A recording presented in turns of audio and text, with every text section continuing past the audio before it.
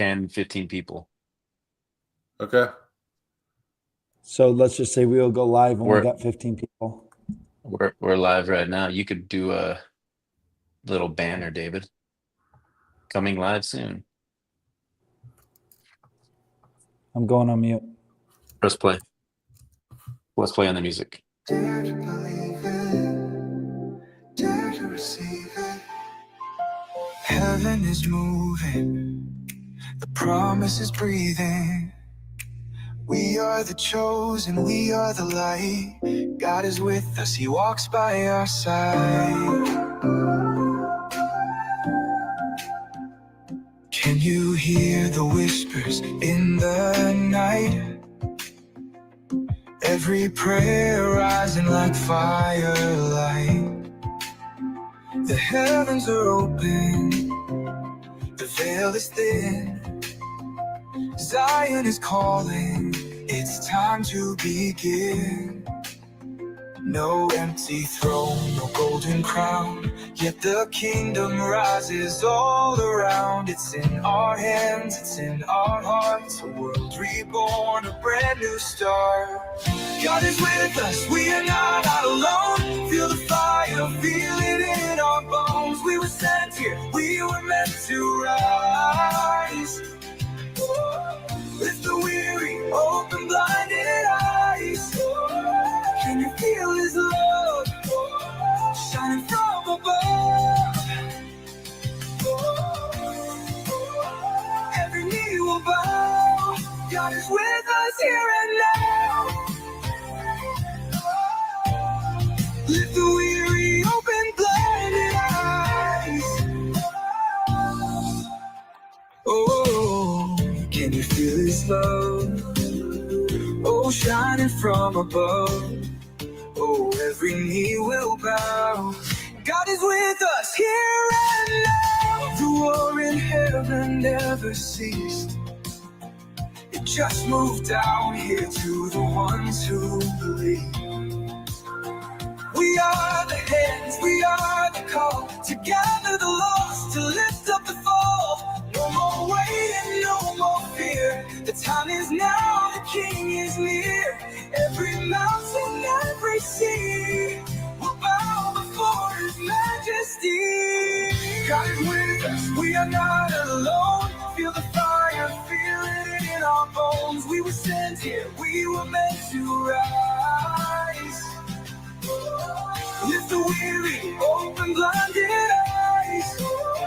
Can you feel His love shining from above? Every knee will bow. God is with us here and now. Lift the weary, open blinded eyes. We are the voice, we are the sound. Echoes of heaven shaking the ground. Oh, lift up your heart, open your hands. This is our moment, the kingdom expands. Dare to believe it, dare to receive it. Heaven is moving, the promise is breathing. We are the chosen, we are the light. God is with us, He walks by our side.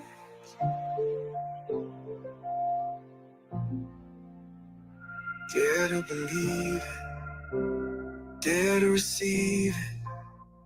Heaven is moving. Now let's go live. Let's go full screen here. That was the lesser of the two versions of God is with us. There's one that is freaking awesome. 6 out of 10. We have a 10 out of 10. I need to do a better job of not sending David the lesser of the two versions. In fact, you know what we really need? What we really need is all our Zion media people to vote if we have two of the same songs, which song they think is best, and that's the one we actually produce and publish. Now, I don't know how we would do that. I don't know if we do that on the Discord. Discord or how we do that. Yeah, Discord, they got sure. they got the they But got voting maybe on instead Discord. of me, because when I create these songs, or when we create these songs, because it's a team effort, it'll create a couple different versions. And I'm like, oh, that one's good. Oh, that one's good. And I usually trust, like Trevor's, like he'll tell me 6 out of 10, 7 out of 10, 10 out of 10, whatever. So I do have 2 years of like actual radio experience going through boxes of CDs. Like I've gone through 2 or 3 thousand singles. I trust when he says, oh, this is a banger, then I'm like, okay. Because I think they're all wonderful because of I'm looking at the lyrics. I'm not looking at I'm just like, but I realize different strokes for different folks. Okay. Welcome here to the live. I don't know how many people we do have live right now. Probably not very many. This is a live stream that was kind of impromptu a little bit. I've been thinking about this. I've been thinking about everything that's going on in our world. I've been thinking about the wars and the suffering. And we just got back from Kirtland. David, where'd you go? What are you doing? Why is he trying to be the hidden one? Why is he all blurry? I don't know. I don't know what he's doing. I just don't like it when David drives because now his thing's all messed up. What Who is knows? happening? David, just quit touching stuff. David, quit touching stuff. He's like a kid and he's on mute. Just quit touching stuff. Okay. You Trevor? were saying before everybody got motion sickness, you were saying we just got back from Kirtland. Yeah, we You just were- got back from Kirtland, and I just thought, man, and we read 2 Nephi chapter 8 in the car, and I've just been thinking about the Gentiles and the house of Israel, and who is the house of Israel, and you got Abraham and the Abrahamic covenant, and I'm just thinking of all this stuff, right? And I'm just like, and I got this thing on my phone that's like, hey, Ramadan starts. And I had some really close friends who were Muslims in prison. And listen, say what you want to say. The people that I know, the people that I would call my homies, my friends in prison that were Muslims, always were respectful, always treated me well, always was like in prison. I told Trevor this. I texted him today. I'm like, you good? He's like, huh? Like in prison, one of the things you do is you check in with everybody because you're in a really bad spot. So you're checking in like, hey man, you good? It's like saying, hello, how are you? But in prison, it's like, hey, you good? And if you're not good, you'll be like, nah, dude, I'm not good. Hey, what do you need? You need a honey bun? Yo, I need some toothpaste. I need some toothpaste, Shane. Exactly. No, then that's exactly how it would be. It'd be like, dude, I don't have any soap. I don't have any toothpaste. And it's like, okay, I got you. And you're just like helping one another out inside of this place, right? And the Muslim people were always the first to be like, I got you. I got you. I got you. I mean, it sounds cliche, but one of my really good friends in there's name's Muhammad.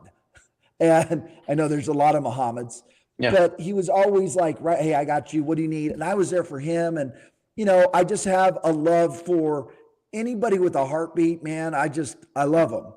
I believe in this idea that we're all children of God. And I believe when Jesus said, when you've done it unto the least of these, my brethren, you've done it unto me. So I try to see Jesus in everybody. And Ramadan's happening. Trevor's more familiar with Ramadan. In prison, I did Ramadan with guys. I would do it with them. And they thought it was cool that here's this Mormon guy doing Ramadan with us. I'm like, hey, I'll do Ramadan the way you guys do Ramadan. And I always lost weight in March, like always lost weight in March. So I'm like, hey, do you guys do this because you're like prepping for the beach in the summer? Like, is that why you guys pick the time? It's not that at all. But what I wanted to invite all of our Zion Media people today is 33. It's the number that Jesus died, 33. It's today. So I had come up with a plan. I was just going to do this on my own. And when I was praying this morning, the Spirit was like, hey, invite other people to do it. So then I invited like our core group here at Zion Media. And then the Spirit was like, hey, invite the people that watch Zion Media. I'm like, okay. So everybody's Ramadan can be different. Before I get into it, Trevor, I know you've also had some unique experiences with people that are Muslim. Do you want to talk about that? Yeah. In 2007, our company was growing quite a bit, and they told us that we needed to bring in some better finance people, CFO, a controller, and we had a private equity company hand select this group and bring them in. We got to approve them, of course, and I met this guy named Aftab Hussein, and he's Sudanese, but he's born in Nigeria. I could have that backwards. And he's Muslim, and we got to be really close. Like worked with this guy for 5 years, very, very close, and just gained so much respect for him. Like just when his demeanor, his respect for people, I was just like, dude, this is like, like when Totally. you people like meet LDS people for the first time, they're like, this is a good person. Like whatever you guys are doing, like this is a good sauce, right? And I came to find that his family and his friends and all of these people were the same, and I'm just like, oh, these are good fruits. Like whatever's happening inside of Islam is like they're producing good fruits. And I didn't find it the exception to the rule. I found it the rule. And, like you mentioned, whatever people Good fruits. And say, I didn't find it. Sorry. David, press me, David. I didn't find anything that was weird about it. And he started inviting me. He's like, "Do you want to come to a mosque?" I'm like, "I'd love to go to a mosque." I try to take my kids to like another Christian church during Christmas and just try to get a different, perspective. And I started learning about their religion and 5 pillars of Islam. Um, and if I remember them accurately, it's prayer, it's faith, charity. Number 4 is fasting. Number 5 is called the Hajj, where you go and do the journey to Mecca and you go around it. Those 5 things is what all Muslims believe. Their whole entire religion's wrapped into those 5 pillars. And it's prayer, it's charity, it's faith, and it's fasting. And so I started to notice during Ramadan, he'd come to lunch with us, but he wouldn't eat. And so I started asking all these questions, like, you guys, it wasn't until probably like the second year. And I'm like, you guys do this like every year for like a month? And here we are in LDS where we're like fasting like 1 meal or 2 meals, if you're lucky. And it's like, I'm like, oh, we're not even fasting. Like what I'm doing is not, I wouldn't even consider it a fast. And it's when I started looking at fasting for the first time in my life differently. And I'm like, a hard fast. And I started finding people that were doing these water fasts for like 14 days. And I'm like, yeah, that's a fast. And so as Shane's saying, like, you can experience Ramadan in your own way. You can experience it with your LDS, Golgazon and how you normally approach a fast, but do it with the community and reach out and meet some of, your neighbors.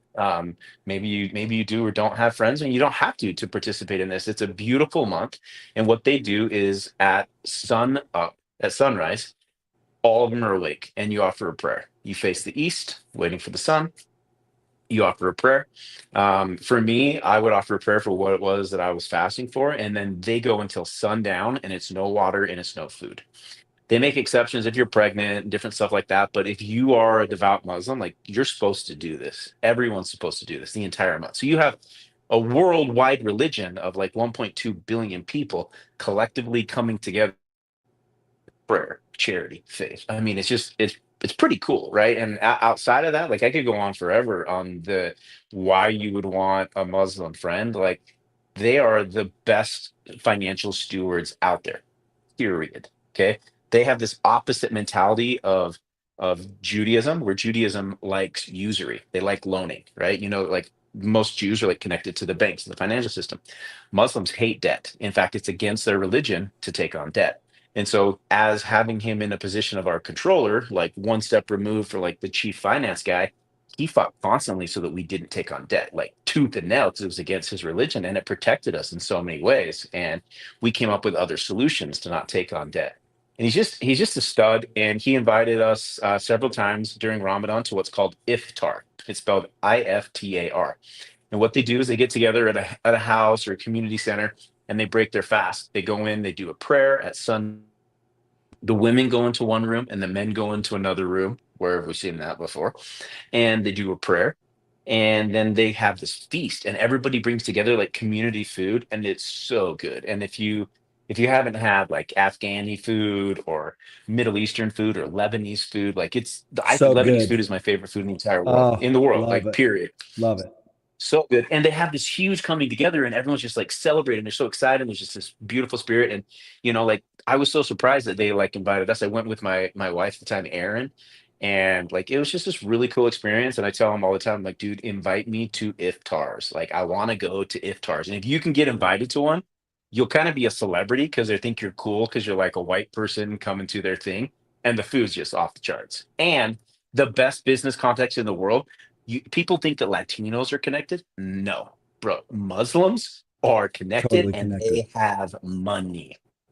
Yeah. Well, Trevor, thanks for sharing that. Listen, just like in our own religion, as members of the Church of Jesus Christ of Latter-day Saints, there's a lot of misconceptions out there about who we are. I have found that there are just as many, if not more, misconceptions about the Muslims. People still think Yeah. we're polygamous. Well, the FLDS are, but they think we are. And are there some radical things happening in that religion? Yeah, you got 1.2 billion people. But for the most part, I think they're actually good, not bad. So I wanted to do a Ramadan to support them because they are our brothers and sisters as well. Abraham. Abraham. So, Uh, so, so, but I wanted to do it different. I wanted to do it my own way. And so I would invite each one of you that want to participate to do it this way. Starting today, 33 days from now, ending at April 4th, here is what I'm going to do. I'm going to eat a meal at sundown, but I'm giving up some things. Trevor knows this about me. I love Diet Coke and I love Coke Zero with a lime. I'm going to give it up for 33 days. Now, what I'm not going to give up, Ooh. I'm not going to give up my bang. I'm going to have a bang in the mornings. I was gonna say, When I work out, what I'm going about to the have some banks? pre-workout. So I'm allowing myself a bang and a pre-workout.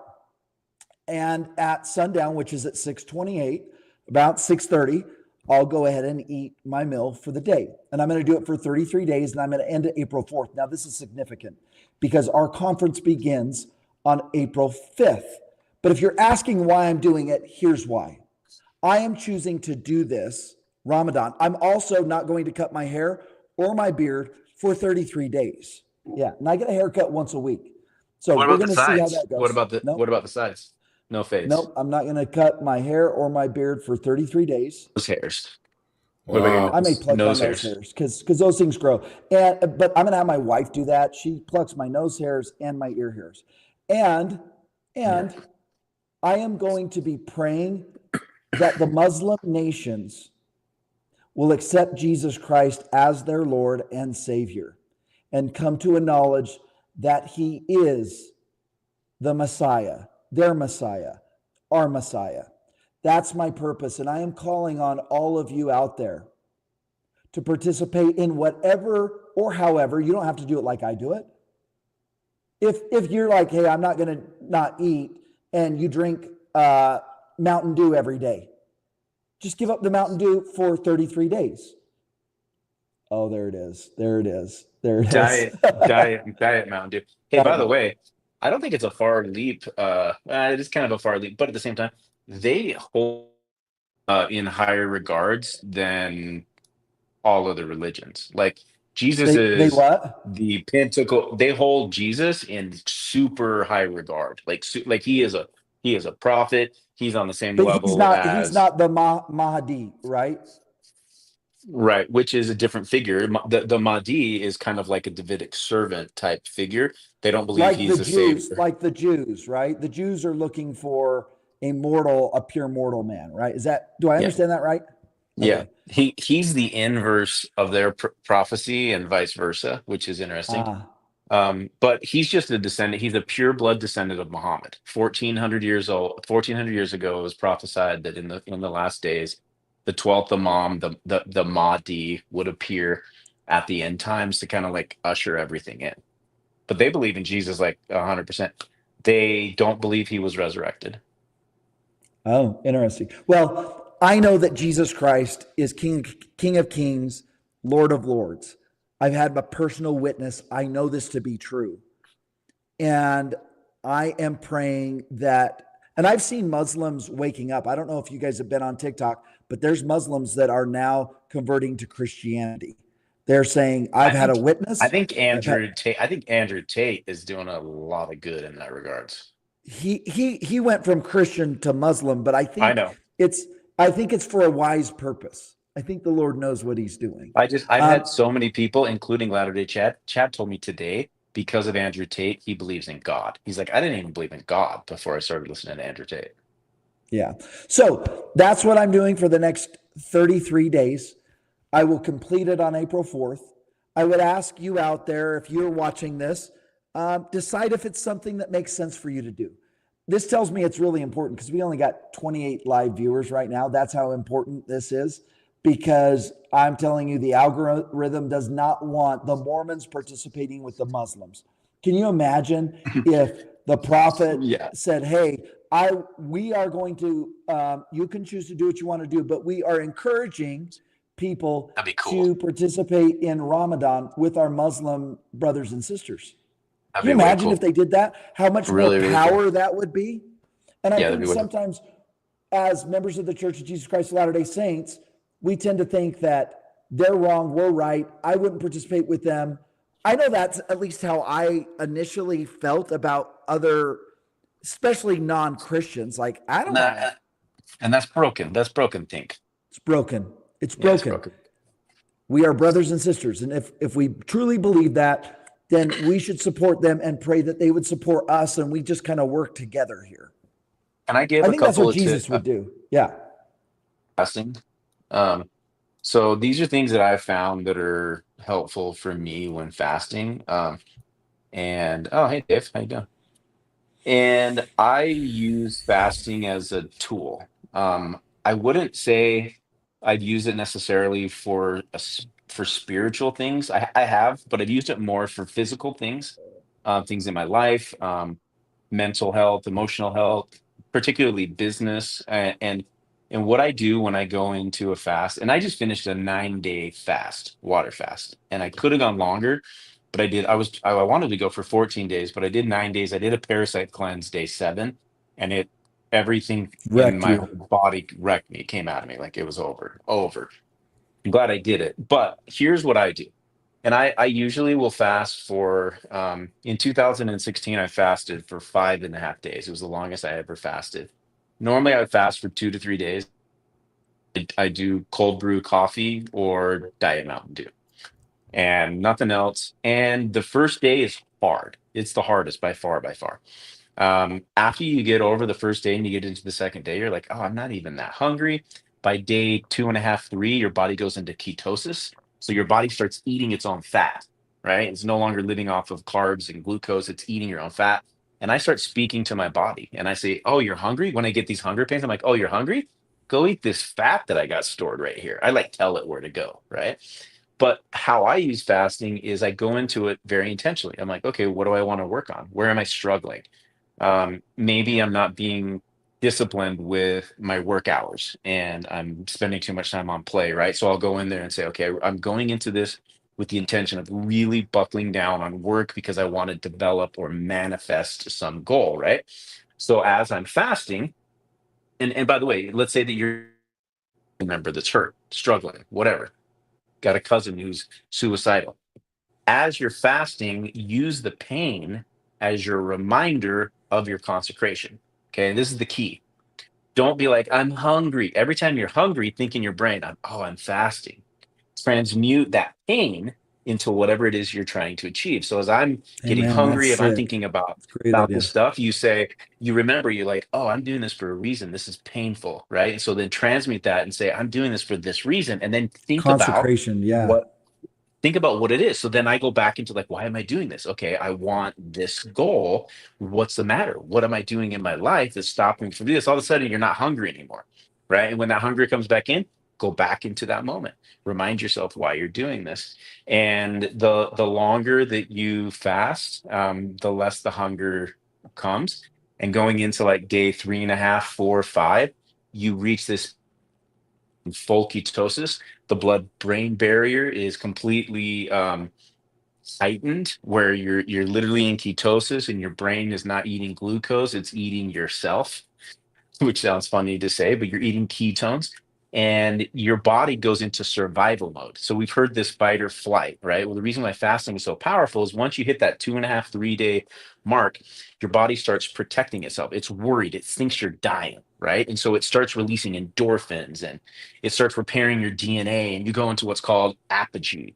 And literally the telomeres start like repairing, and your body's giving you tons and tons of like neurotoxins so that you can survive because it thinks you're going to die. And what I find is I become very productive. I enter like peak state and I can get a lot of work done.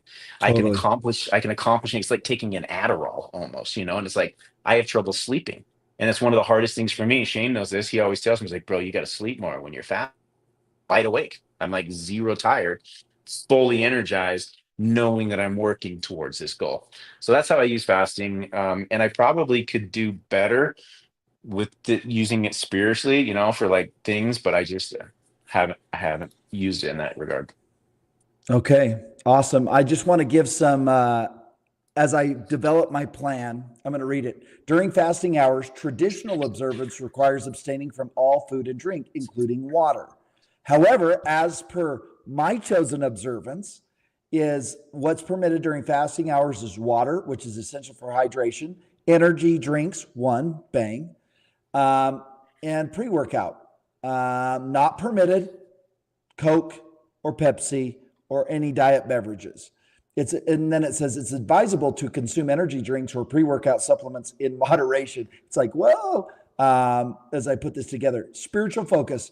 As you observe this period, dedicating time to pray for your Muslim brothers and sisters to come to the knowledge that Jesus is the Christ, the Savior, is a meaningful practice.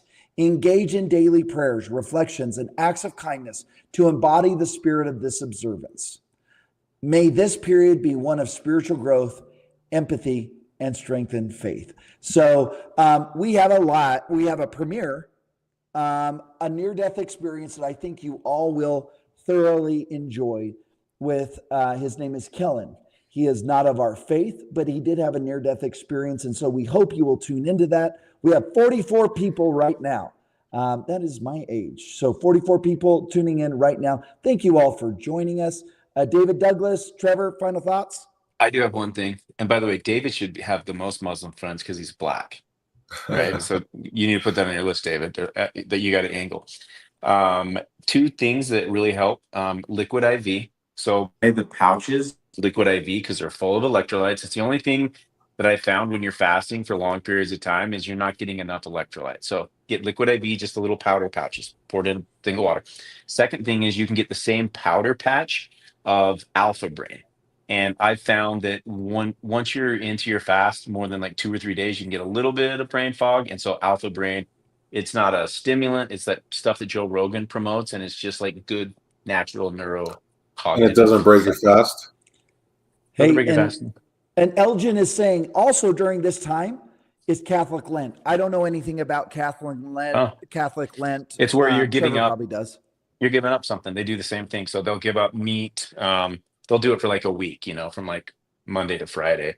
It's where they also get the Ash Friday. But yeah, Gotcha. you're supposed to give up something. Okay, so stay tuned. We have a premiere coming out. Post in the comments. Thank you all for tuning in here to Zion Media and supporting us. 10 p.m. tonight. 10 p.m. tonight. We're going live. Moonlight Mormons. I love that name, Moonlight Mormons. It just makes everybody happy. Yeah. Moonlight Mormons That's what tonight, we're 10 talking p.m. about. 10 p.m. Mountain Time. What are we talking about, Trev? Joseph ben Joseph, the white Lamanite prophet that was scrubbed out of the footnotes. Prophet. The Tune in chosen for one, or the that. choice seer. Choice seer. Okay, tune in for that. For myself, I'm Shane Baldwin. For Trevor, the Keys, David the Lion Douglas. See you in 33 days when we report how this went. Hopefully, I've lost 20 pounds.